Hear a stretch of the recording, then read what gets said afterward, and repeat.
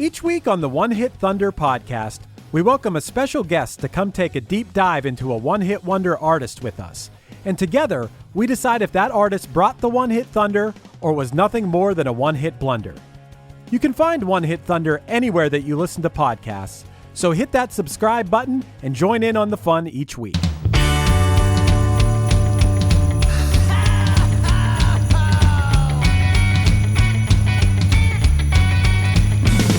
Well, there's a party each and every year on Christmas Eve, where the fun and cocktail shrimp don't seem to end. Clark and Ralphie taking turns on the TV screen, laughing, singing, yelling with all of our friends. Well, it's Christmas, and let the parties go spread the holiday cheer. 'Cause it's Christmas. Whoa, oh, it's the best time of the year. Let's go fake reindeer again. Hey, Dylan. Hey, Matt. You're sitting right next to me. I can touch you. Slow down, man. You got to feed me first. We're not That eating is until true. after this. That's true. That's true. So we're talking about a TV episode that's going to make my friend Lauren very excited because she loves our podcast, and she's the one that made me watch the first season of Ghosts. And I was like, I'll finish this because it's British, so they're like 6-episode seasons. I believe they call them series. There's 6-episode series. Series. Yeah, I can't pluralize series. That's ridiculous. But as I was watching it, they do 2 Christmas episodes, but I wanted to talk about this one first. We'll for sure talk about the other one at some point. You know what? I want to talk about it because I cried. I didn't like full-blown weep, but I got teardrops twice while watching this particular episode, and I was like, fuck it. I just watched it. Let's talk about it on the podcast. So Here we are talking about Ghosts. What's your history with the show Ghosts? There is none. You said, hey, we're going to watch Ghosts, and I was like, I have no idea what that is. Yeah. You're like, it's on HBO Max. And I brought it up to Teddy, and she's like, oh, I heard of that. It's on CBS. So apparently there's an American remake version. They just did an American remake. It's starring one of the guys from, I want to say, Pitch Perfect. Okay. Or something like that. But yeah, so Ghosts. I liked it. The simple premise of the show is that, I'm sure you picked up most of this, but it's even though you made me watch what was literally the last episode of the last season so that was far. released. There's going to be more, but I'm sure. But yeah, so the basic premise is that you've got this husband and wife, Mike and Allison, who inherit a home, and while they're at the home is filled with ghosts of anybody who's died on that property throughout the history of time. So you've got like a caveman ghost, you've got ghosts that were killed in the plague, and then like 80s senators and like Boy Scout troop leaders and such. Yeah. Now, Mike and Allison can't see the ghosts in the beginning, but they're like, we've got to scare them out of the house, and if that doesn't work, we'll have to kill them. Oh, so they tried to like Beetlejuice them. They tried to Beetlejuice them, but here's the thing. None of them have any real skills. So like the one woman was killed in the Salem witch trial. So her only haunting skill is that she can, whatever room she's in smells like burning. Okay. The caveman can control lights a little bit to make them flicker, and the senator who doesn't have pants on can use his one index finger to affect things. Yeah. So it's like their big plan of like scaring them out of the house is like, we'll make the lights flicker and you can gently move a vase. So obviously the scares don't work, but the senator sees Allison at one point leaning out the window and uses his finger poke to try to push her to her death. But Michael J. Fox frightens her instead, where she can now see and communicate with all of these ghosts. Shit, yeah. Mike still can't. So Mike has no clue what's going on, except that like he knows that there are ghosts in the house and that she can communicate with them, but he's completely out of the loop of what they're saying or what's going on. Wait a minute. Like, so the episode I watched, Mike still can't see the Mike ghosts? still can't see the ghosts. So they do it very like Sixth Sensey. Like if you didn't tell me that, I would never have been able to tell. This that Mike episode can't wasn't, see. I noticed that this episode in particular didn't really harp on that nearly as much. There's a lot of jokes where like in this, even in the third season, like he's come to know all of the different ghost personalities, and he'll know like, oh, the captain's doing something. And there'll be like all these bits where he'll turn and face the other direction and start thanking the ghosts. And they'll just be like, we're on this side, but that's fine. Thank you so much. Like that's pretty sweet. So, but wait, how does she go about convincing him? Because at some point you probably just got to think that your girl's nuts. And roll out. He does for a while, for like 2 or 3 episodes. He thinks that she's crazy until like she just kind of does stupid parlor tricks using the ghosts. I can get behind that. So there's one throwaway joke actually we'll get there when we get there. So the concept of this, all of the ghosts have their different distinct personalities. Yeah. The one ghost, Kitty, is very childlike and she considers Allison her best friend. Yeah. She's the black woman, right? Yeah, the black woman who like she has a horrible backstory. So throughout the show, they do these backstory episodes. We get Fanny's backstory a little bit in this episode. Yeah. So they'll do that in most of the episodes. You'll learn a little bit more of the ghost's past. And Kitty was like an adopted daughter to a rich person. Okay. But the sister would constantly remind everybody that she wasn't truly her sister and didn't deserve anything. And it's kind of implied that her death is directly linked to her sister trying to make sure that Kitty doesn't get anything in the family fortune. Yeah, like there's some like dark elements to the show throughout, but it's mostly like a lighthearted British comedy. This was very lighthearted, very British. Yes. Like very I'm British. not sure if you watched the credits or skipped, but if you check the bottom of the screen when it says like created by, there's like 7 names. Yeah. And that's because every single ghost in the show is the creator and writer. Like That's they're all awesome. like it's an ensemble collective thing. I think there's like one ghost who's like a hired actor and the rest are all like creators. Yeah, I'd like to go back and check it out from the beginning, honestly. It's an easy breezy knock out all 3 seasons in like a week. It is. This show. This episode was very one-off-ish, so it was nice because I was worried, especially when I went to the end and I was like, oh shit, this is the last episode of this last season. I hope I know what's going on, but I picked it up. Kitty was hands down my favorite character. She's great. I loved her childlike wonder throughout this entire. Dude, her just staring at the dancing Santa with the saxophone. Like she was so excited, so excited throughout the entire episode, and just she took me back. I mean, she took me back to the way that we felt as kids believing in Santa. You were talking about how very British this is, and I think that one of the best, like, because when I connect things with British comedy, I think of like Shaun of the Dead, it being like one of my I always first. think of Mighty Boosh. See, and I've actually never watched Mighty Boosh. For all the British stuff that I've watched, I've never seen Mighty Boosh. You know, like the cadence of how they do dialogue is very distinct. And Mike has a moment in this that makes me chuckle because that's kind of like British comedy, I feel like is a lot of chuckle, not a ton of like explosive laugh out loud moments. Yeah. But it's when he's first like tent and he like walks over to the tent and then the dog runs out and he goes, dog in a tent, and he runs away. But then he's bringing Allison to it and he goes, that's the tent. And she goes, I see. And he goes, that's the dog. And then they meet the homeless man who's living in a tent on their property, who's named Nicholas, which just brings so much joy to Kitty's face. Yep. And then his name is, what's the dog's name? It's like close enough to Rudolph that she gets all excited. It's like Randolph or something like that. So like what I liked was Kitty was also trying to convince the other ghosts that Santa was there. Yeah. Because again, this guy was not only named Nicholas, but dressed in red, like was constantly wearing red. Yeah. And I mean, he fit the bill. He fit the bill 100%. Now, the flip side is that Mike and Allison in this episode they're planning to just have a quiet Christmas to themselves. Yep. The ghosts want them to join in their festivities, which is the giant ghost quiz.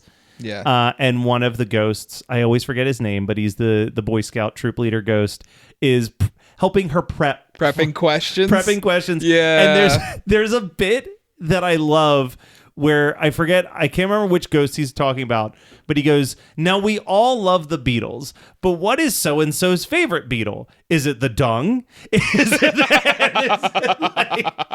it's such a good, like, you're just sitting there like, what a fucking great, stupid joke. And that's kind of like the whole show is just... It's moments like that. They're trying to, they clearly like this homeless guy, but there's that part of them that's like, he is on our property. Like, he is Yeah. trespassing, and we should do something about it. And they keep fighting because it's so close to Christmas. And Mike goes like, I don't know, it feels wrong. Like what's his name? Michael Caine. She goes, you know that there's a non-Muppet version of that story? I believe I texted you as soon as I heard that line, and I was like, is this why I'm watching this? Yes. No, she goes, I believe there's a non-Muppet version of that story. And he goes, yeah, but none of them are good. Yep. As soon as I heard that line, I was like, that's why I'm watching this. Not that it was bad. I don't want anybody. I know the running bit on this show is that anything Matt likes, I hate. But no, I actually really, really enjoyed this. I'm going to go back and watch the other ones. I'm excited to watch what you said. There's another Christmas special. Yeah, there's a season 2 gets a Christmas special. So okay. Series 1 is 6 episodes. Okay. Technically, it's 3 series of 6 episodes, and then outside of the episode run was Christmas episodes. So they did like obviously HBO Max isn't going to like just have them as like a separate thing, so they just lump them in with whatever season aired at that point. The other thing that I wrote down, the only other line that I wrote down that I want to bring up is Mike drafts this letter because they're upset that now there's a second homeless person spending the night outside, but they decide not to send the letter. But then the senator, who has the ability to touch things with his index finger, sends it anyway, because him and the captain have been arguing that like they cannot let this guy stay. Yes. So this leads to the line where he's like, I didn't send it. And she's like, well, I didn't hit send. And then she looks at the senator and he just goes, how dare you? I mean, I'm no liberal, but kicking out a vagrant at Christmas time?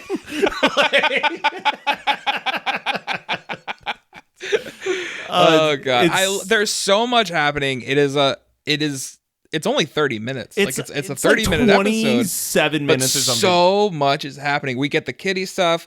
We get the homeless man stuff. We get her doing the painting. Her doing the painting. The guy going around quizzing her.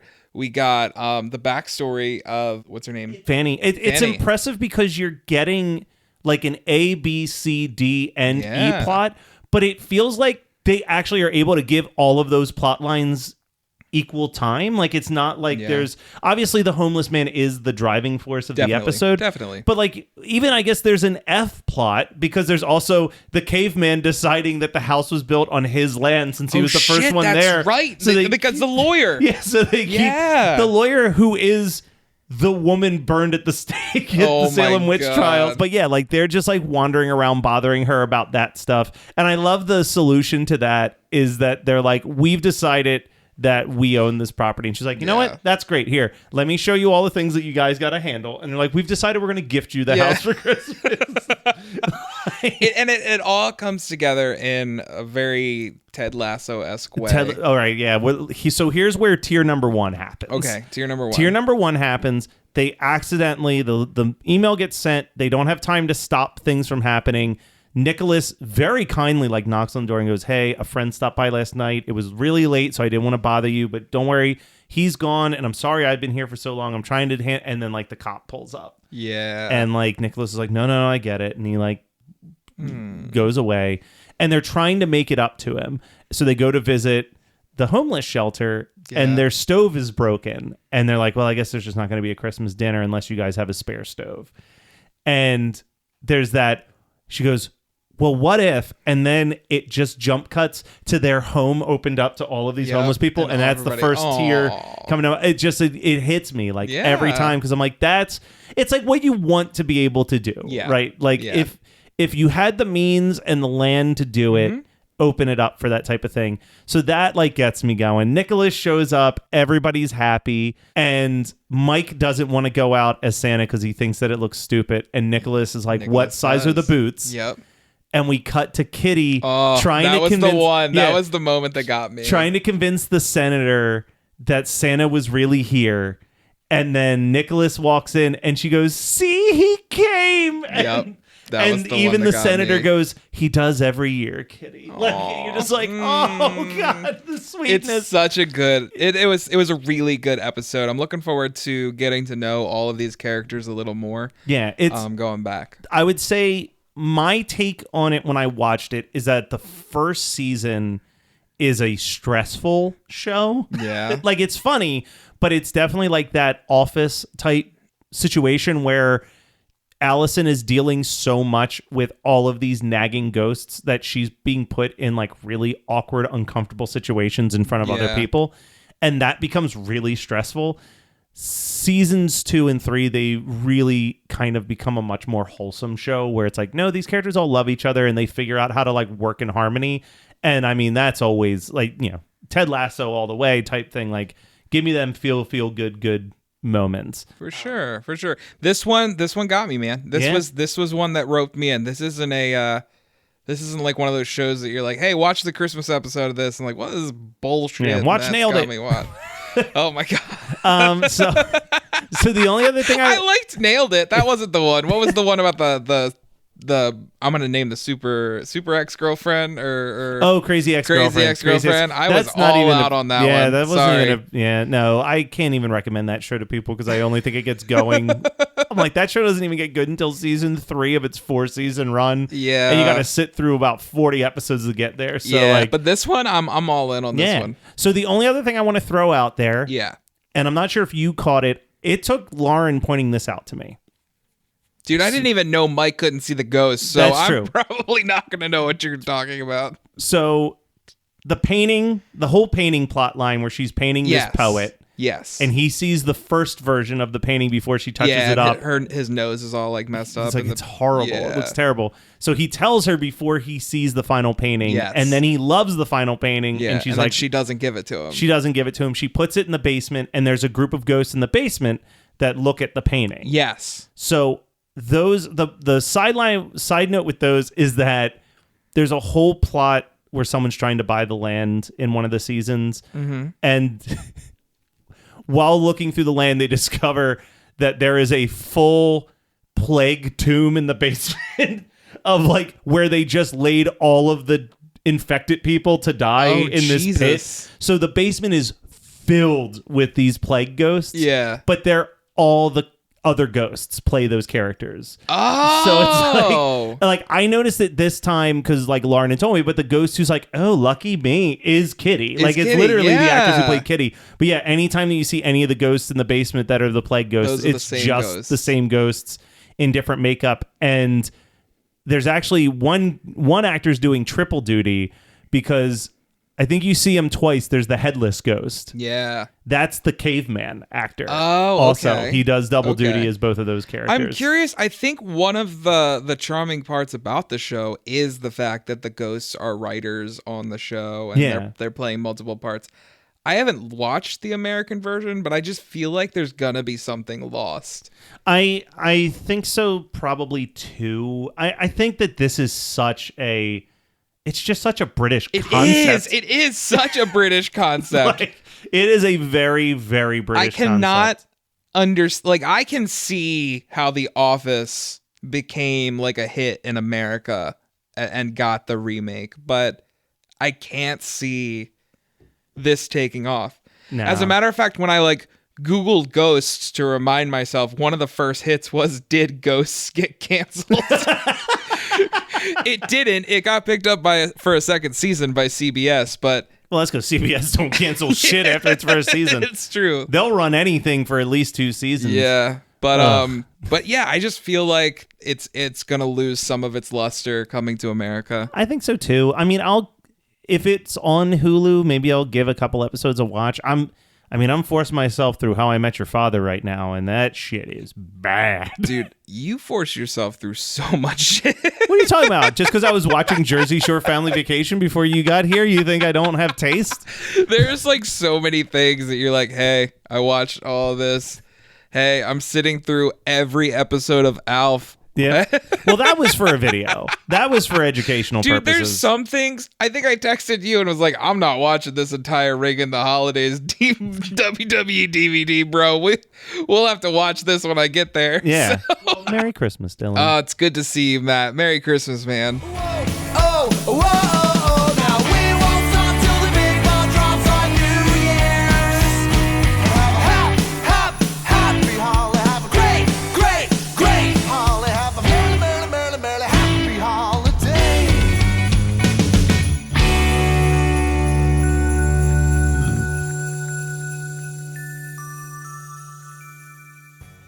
Hey, do you have an idea for a podcast but don't know where to start? Or do you have an already existing podcast that you want to take to the next level? Well, check out WeKnowPodcasting.com. From concept development to theme music to editing to logos, WeKnowPodcasting.com is a one-stop shop for all things pod. Don't hesitate to hit us up. We're very nice. You're listening to the Geekscape Network.